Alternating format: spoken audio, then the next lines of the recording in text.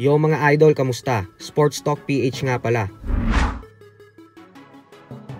Ang update kay Inoue, pag-usapan natin yan mga idol. Ngunit bago ang lahat ay huwag kakalimutang mag-subscribe at i-click ang notification bell button for more sports talk.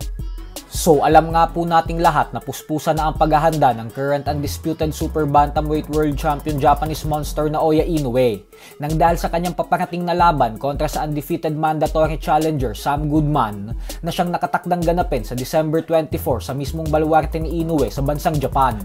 Subalit madaming Japanese fight fans nga po ang nag-aalala ngayon sa kanilang pambato nang dahil sa kumalat na latest picture ni Inoue kung saan kapansin-pansin na namamaga ang kanang mata nito. Suspetsya ng karamihan na baka umano namamaga ang mata nito nang dahil sa intense sparring session nito sa mga Mexican fighters na mga nagsisilbi bilang sparring partners niya. Kung atin po kasing matatandaan, ay dati madalas mga Pilipinong boksingero ang kinukuha ni Inoue bilang mga sparmates niya.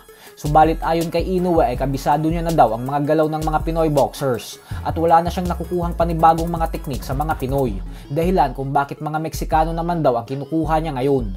Pero dahil nga po madaming fans ang nakapansin ng pamamaga ng kanyang mata, kaya naman napilitan ng magsalita ang binansagang halimaw ng Japan, kung saan itinanggi nito na dahil sa mga Mexican sparmates niya kaya namaga ang mata niya.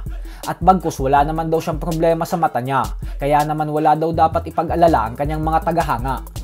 Sa kabilang banda naman mga idol ay matapos nga pong matalo ng ating pambato na si former Unified IBF and WBA Super Bantamweight World Champion Marlon Tapales sa naging undisputed showdown niya kontra kay Naoya Inoue via 10th round knockout mag-iisang taon na ang nakakalipas, ay tila nakabangon na po ulit ang ating pambato. Gawa ng nanggagaling na ito ngayon sa dalawang magkakasunod na panalo. Kasama na din ang kanyang first round knockout win kontra kay natapong Jan Canew.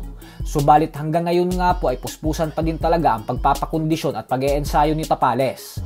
Ayon po mismo kay Tapales, ay nag-aantay lang daw siya ngayon ng panibagong pagkakataon upang makabalik sa tuktok ng boxing at maging isang ganap na world champion ulit. Sa kasalukuyan po ay ranked number 1 fighter si Tapales ng The Ring Magazine sa Super Bantamweight, habang number 2 naman siya sa WBC at number 5 naman sa WBA. Bukod dyan ay number 3 naman siya sa IBF.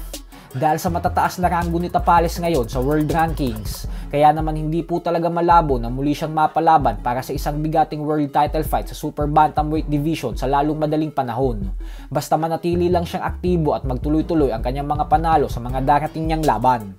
Samantala, ang inaabangan nga pong laban sa pagitan ng WBA Lightweight World Champion Gervonta Tank Davis at ng WBA Super Featherweight World Champion Lamont Roach Jr. na nakatakdasa ng ganapin sa December 14 ay nausog po dahil gaganapin na lamang ito sa susunod na taon sa March 1. Kaya naman kailangan po muna ulit nating mag-antay ng 3 buwan bago natin makita muling sumampa sa ibabaw ng lona si Davis. So hanggang dito na lang po muna tayo mga idol.